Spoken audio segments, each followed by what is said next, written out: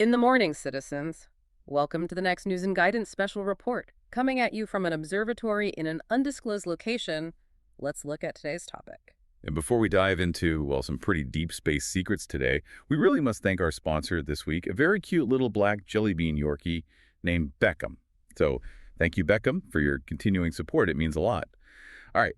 So today we are undertaking a really critical deep dive. We've got leaked source material, and it details the discovery of, well, let's call them non-natural phenomena, all associated with the interstellar comet 3I-8 LACE. Near Mars. Okay.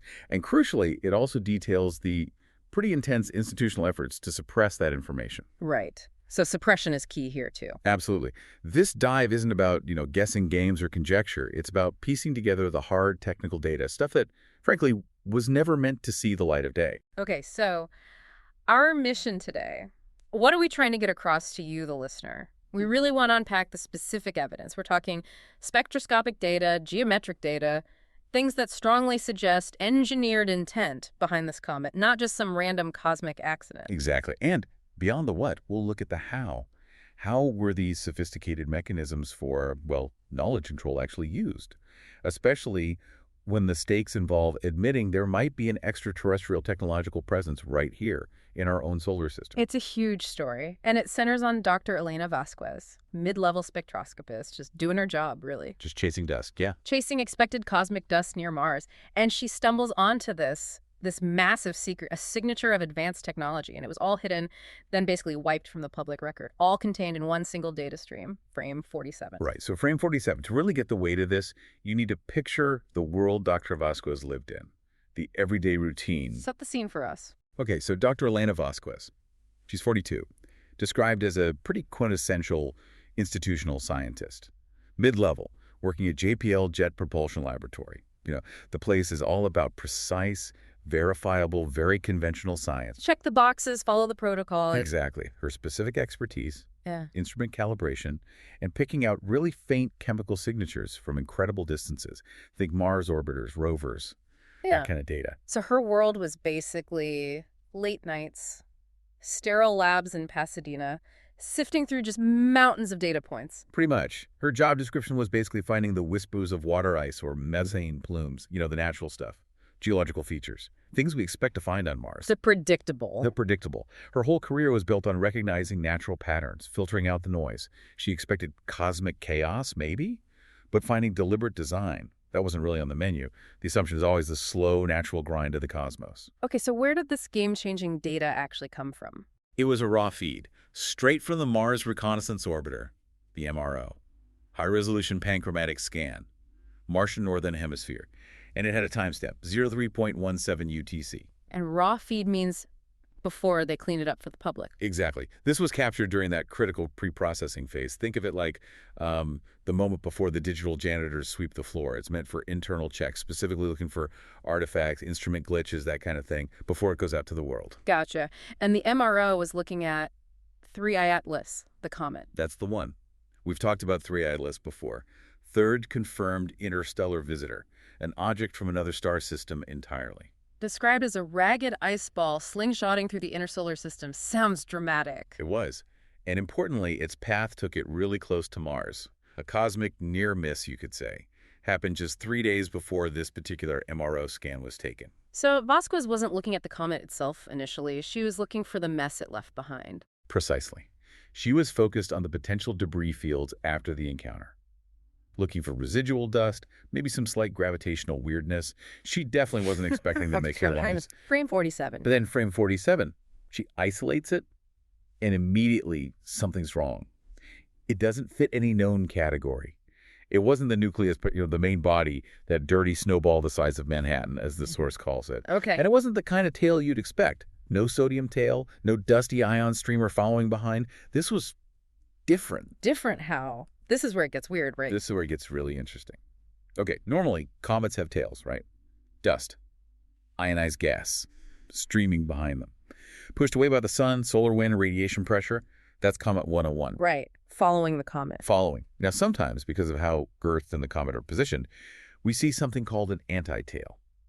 It looks like it's pointing ahead, But it's really just an optical illusion. Dust lagging behind, seen from a specific angle, a perspective trick. Okay, I think I follow. A geometric illusion. But the source material, it's absolutely adamant here. What Vasquez found was no illusion. It was a true It's foretail, true foretale. meaning Right. a luminous stream of energy and material actively leading the comet's nucleus, stretching out in front.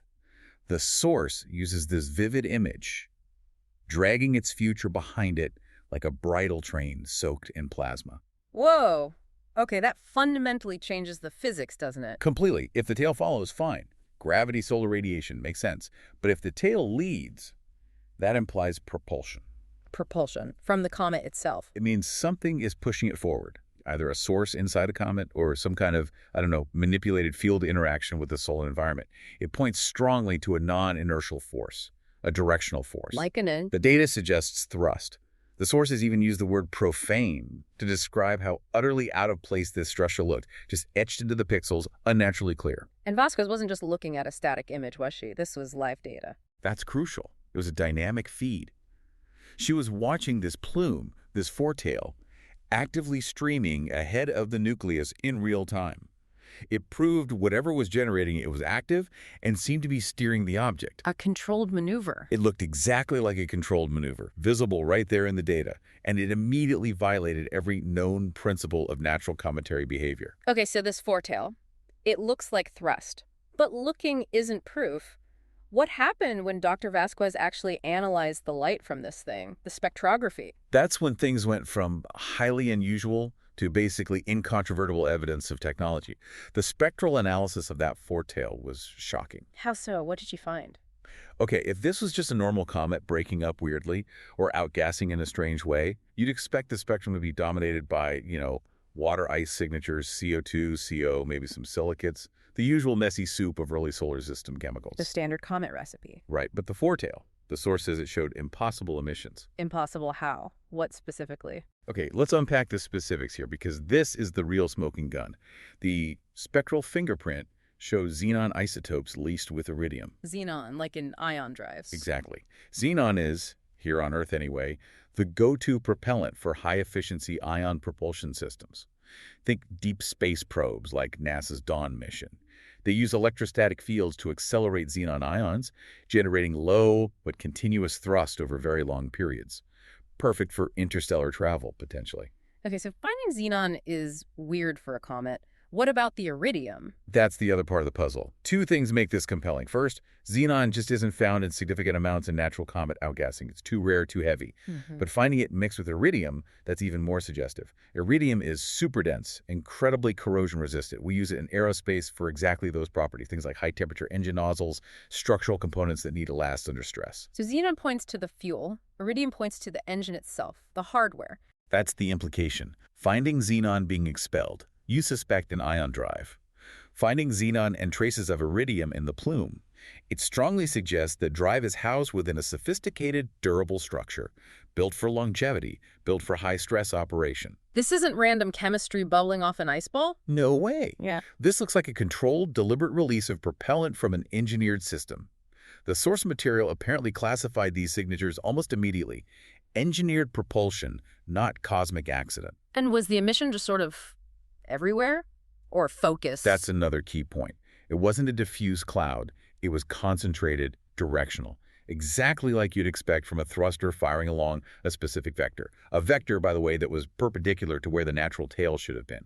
It just screams technology, not natural solar interaction. Wow. Okay, chemical proof seems pretty strong, but you mentioned geometry too. Yes.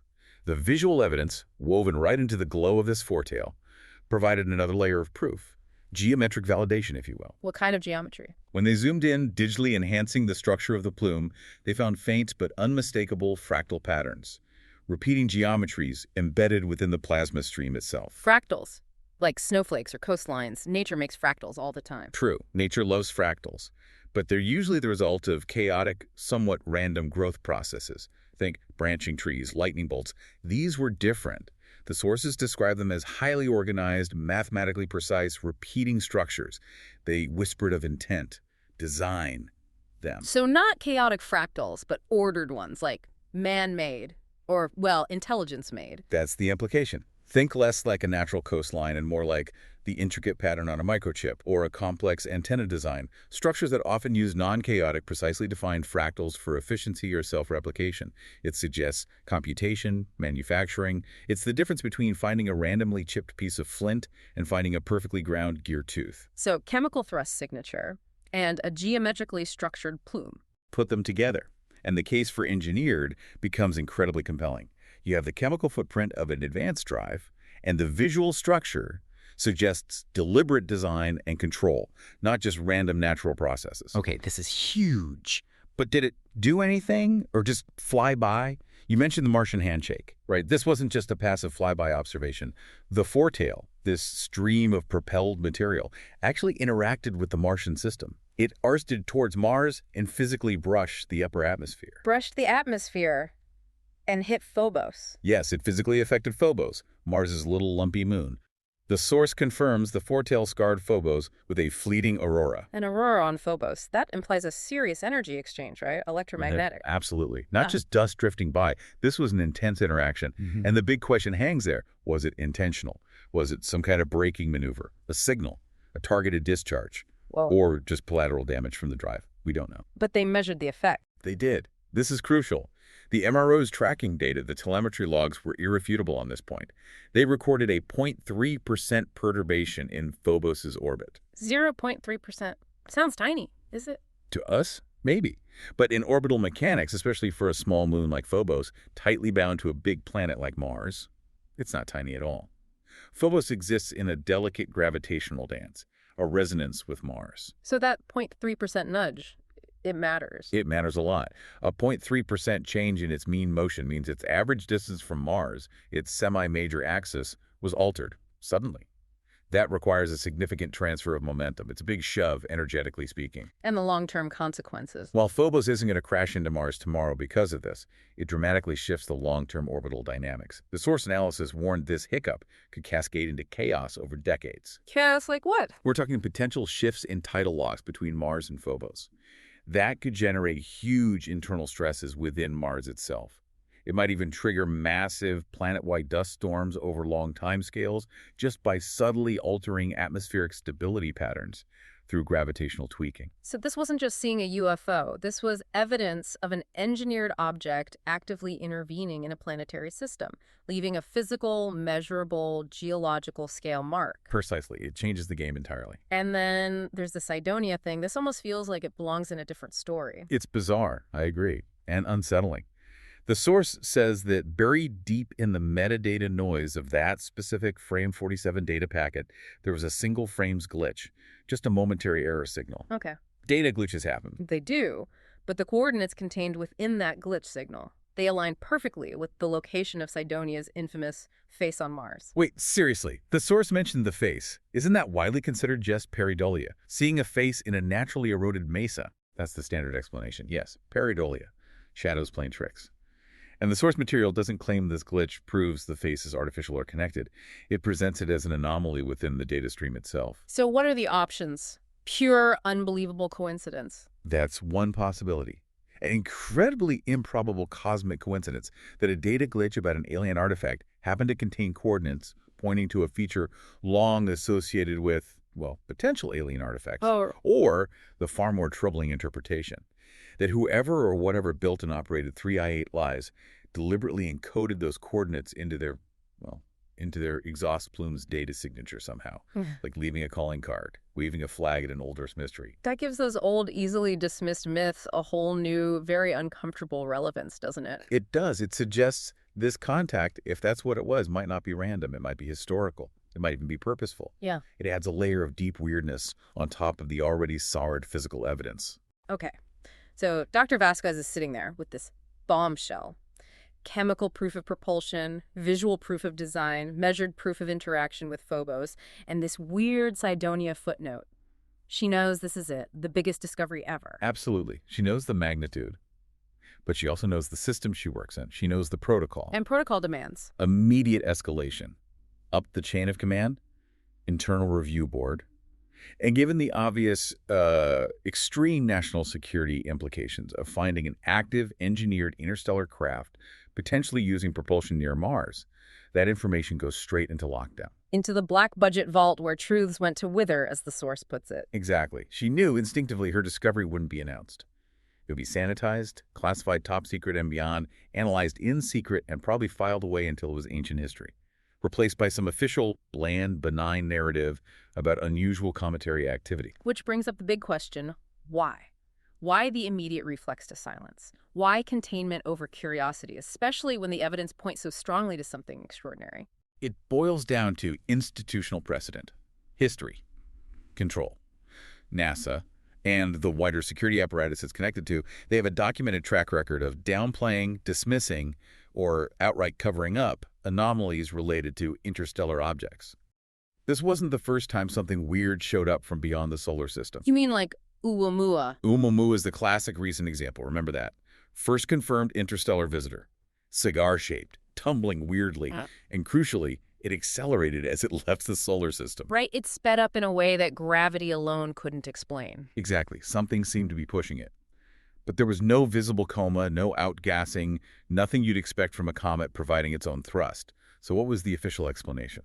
It was dismissed as outgassing, wasn't it? Even though you couldn't really see any gas. Precisely. Dismissed as outgassing, despite the data being thin and, frankly, contradicting basic physics for how much thrust was needed versus how much gas, or lack thereof, was observed. They chose the mundane explanation, even when it didn't quite fit. And then Borisov came along, the second one. Comet Borisov, also interstellar. And its chemical signature was weird, too. Yeah. Really high levels of cyanide, yes, but also carbon monoxide ratios that were way off the charts compared to solar system comets.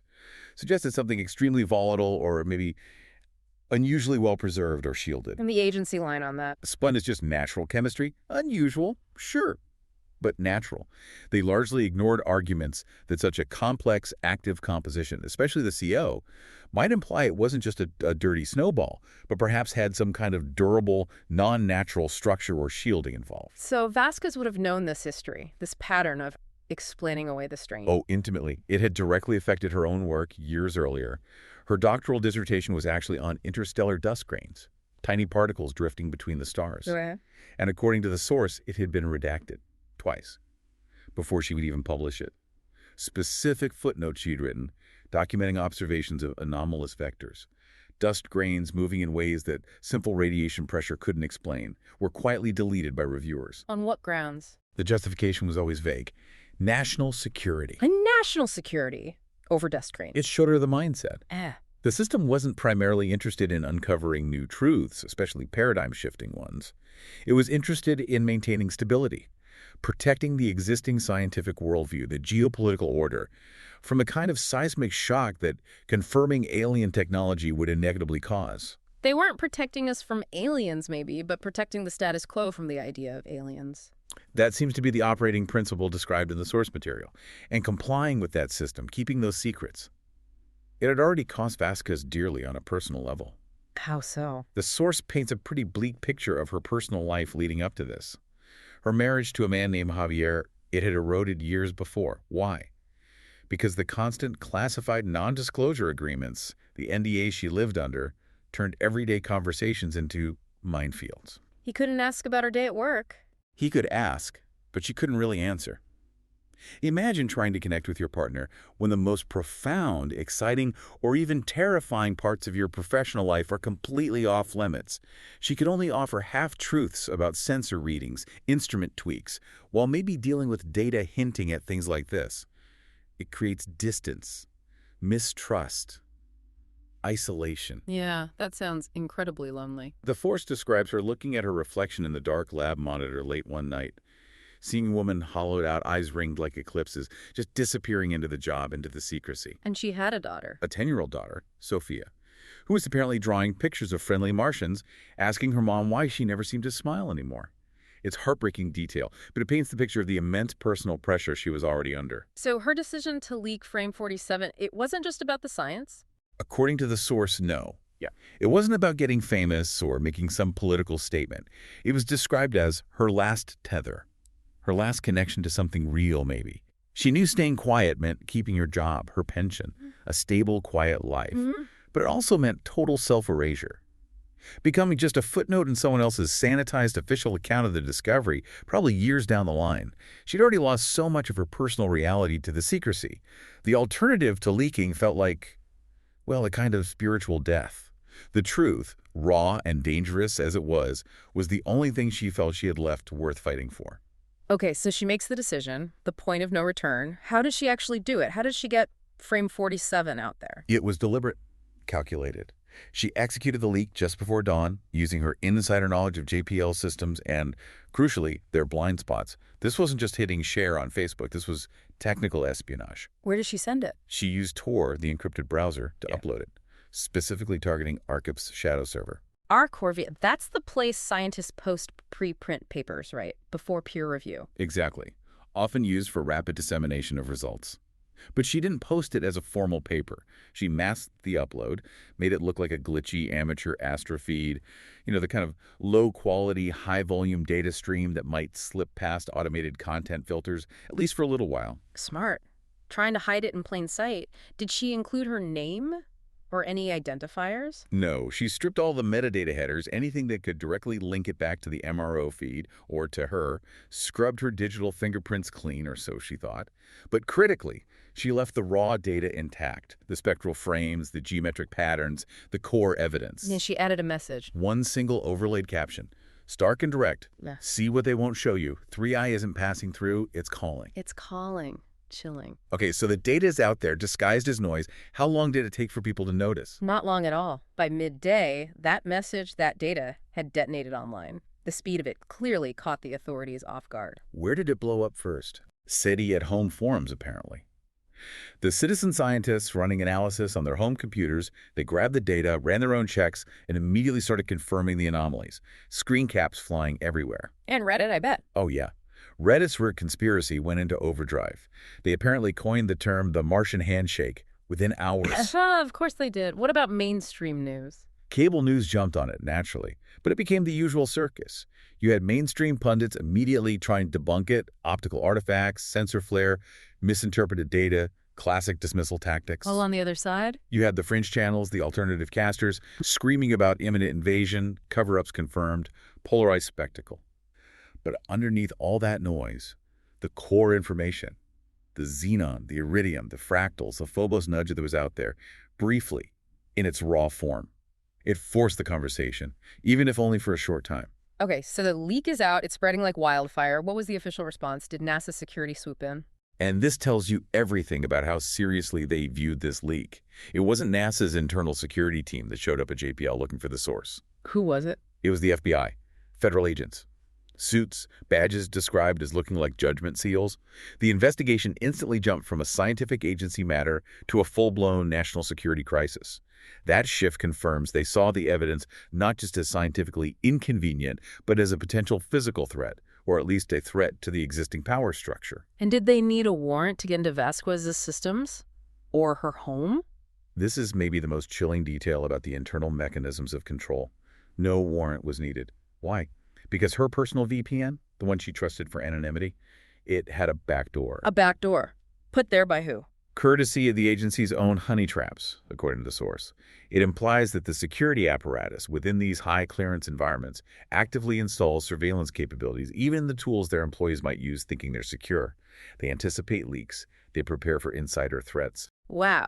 So they walk in, they already have access. What did they say to her?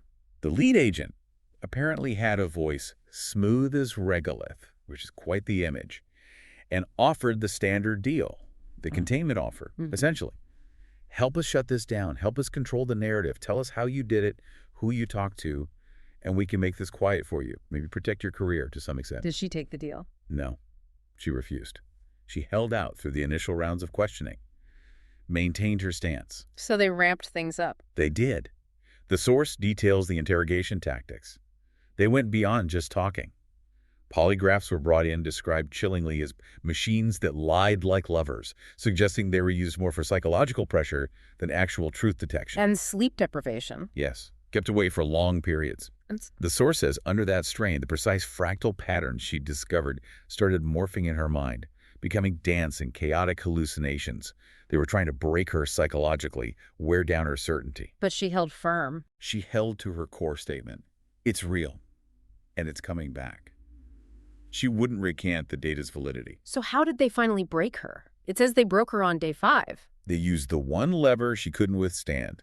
Not threats against her, not her career, not prison. They used her daughter, Sophia. How? Directly threatening the child. Even more insidiously. They weaponized the bureaucracy of the state against her motherhood. It wasn't an FBI agent making a crude threat. It was the system itself. What happened? A social worker showed up. Completely official channels. With custody papers, citing maternal instability based on her current situation, being detained, interrogated, accused of espionage, essentially. Yeah. It's cold, calculated bureaucratic pressure designed to be legally airtight while hitting her absolute weakest point. Using her love for her daughter to force her silence. That was the breaking point. The source indicates this was the pressure that finally shattered her resistance on the 5th day. Faced with losing her child, the truth about 3ILS became a secondary concern. So she signed the NDA. She signed what the source calls the NDA Redux, a new one. Comprehensive, suffocating legalese, a lifetime gag order, effectively. Absolute silence, forever. And the leak itself, what happened to the data online? The scrubbing operation was immediate and thorough. Once she capitulated, the machinery moved fast. ArcVIF, likely under institutional pressure, or maybe even a national security letter, pulled the original paper data file. And the forums, Reddit, SETI. Flooded. Moderators suddenly became very active in deleting threads discussing the Martian handshake. Disinformation campaigns likely kicked in, muddying the waters, promoting the optical artifact explanations, burying the real data under noise and ridicule, the standard playbook for digital containment. So what was the final public story? The final act was the official narrative rewrite. NASA held a press conference. Big smiles, beautiful images, hailing stunning new views of interstellar beauty from the 3I Atlas encounter. A triumph of exploration. And frame 47, the smoking gun image. Frame 47 was shown, yes. But it had been. Airbrushed to conformity.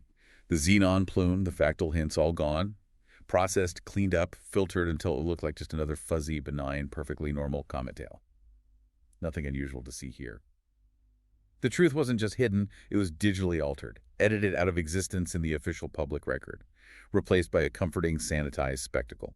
So after signing the NDA, after the data was scrubbed, what happened to Dr. Vasquez? Her professional exile was swift and complete. She wasn't fired. That might draw attention. Instead, she was reassigned, shunted off to a desk job in Huntsville, Alabama, far away from JPL, far from any sensitive imaging data or spectroscopic analysis. Doing what? According to the source, her new job was cataloging moon rocks for tourists, a deliberately mundane, scientifically sterile task, a symbolic neutralization of her skills and knowledge, grounded. And her daughter, Sophia, did she get it back? Sophia remained with her father, Javier, down in Tucson. Vasquez could see her, but the visits were supervised. The source compares it to being like parole. The state maintained that leverage, ensuring her continued silence. The source mentions her woe. Yeah, it says her real pain wasn't the fall from grace, the lost career, the move. It was the silence after, knowing this monumental truth, the biggest discovery in history, and being utterly unable to speak of it. Locked inside her by that gag order, with no outlet, no recourse, just the crushing weight of the secret. Does she still think about it? About 3 Atlas? Constantly, it seems. Oh. The source says the foretail haunted her dreams. That image of the luminous noose, as it's described, pulling the comet homeward, its call unanswered or at least unacknowledged by humanity. But she didn't completely give up. In a small, personal act of defiance, no. She apparently managed to smuggle a small telescope with her to Huntsville, and she kept scanning the skies. Quietly, alone, waiting for the next visitor. That core scientific curiosity, that dedication to observation, it persisted, even buried under everything else. So looking back at this whole story, what are the big takeaways for us? For you, listening? Well, Dr. Vasquez's story is a really stark case study, isn't it?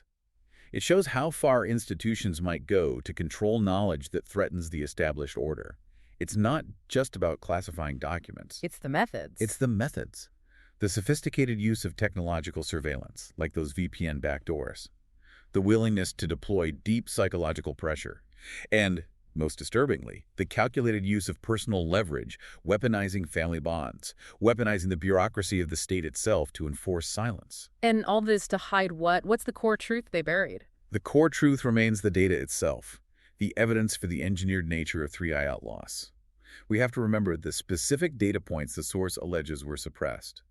Xenon and iridium signatures pointing to advanced ion propulsion. Deliberate, repeating fractal geometries in the plume, suggesting complex design. It wasn't just a ragged ice ball. The evidence detailed in the leak suggests it was absolutely not just a snowball. It was behaving like a craft, or at least a technologically augmented object.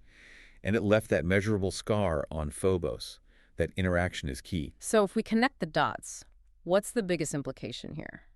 I think the most profound implication, if you accept the premise of the leaked source material, is realizing that at least one powerful government agency, or elements within it, demonstrated a willingness to actively falsify scientific data, destroy a scientist's life and family structure, and deploy significant resources, all to hide evidence of non-natural, potentially extraterrestrial contact. That fundamentally changes how you have to look at official statements, doesn't it? It has to.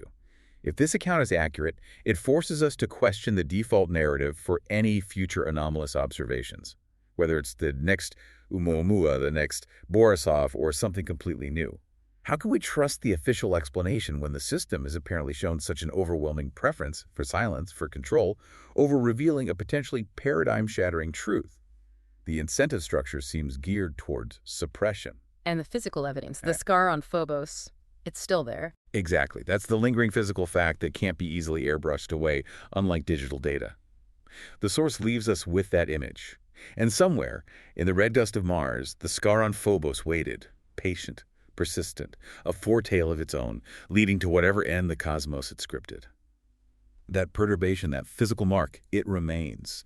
A silent testament, perhaps, demanding continued scrutiny, continued vigilance from independent eyes, which feels like a good place for our proverb of the day.